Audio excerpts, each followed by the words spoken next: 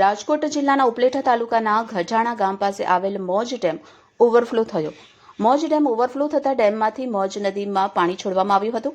મોજ નદીમાં પુષ્કળ પ્રમાણમાં પાણી છોડવામાં આવતા ગજાણા ગામ પાસે આવેલ મોજ નદીનો કોઝવે ધોવાયો હતો.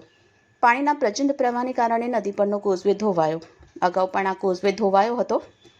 તંત્ર દ્વારા માટી નાખી આ કોઝવેને રિપેર કરવામાં આવ્યો હતો. ભારે પ્રમાણમાં પાણીની આવકને કારણે ફરી કોઝવે ધોવાયો હતો.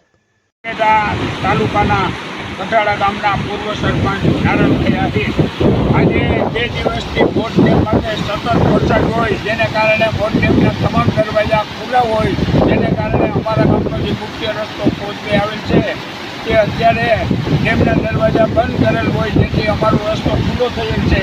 પરંતુ ઠેર ઠેર જગ્યાએ મોટા ગાબડા પડી ગયેલ છે, તેને કારણે ગામ લોકોને તાલુકા મથકે જવા માટે ખૂબ જ મુશ્કેલીનો સામનો કરવો પડ્યો.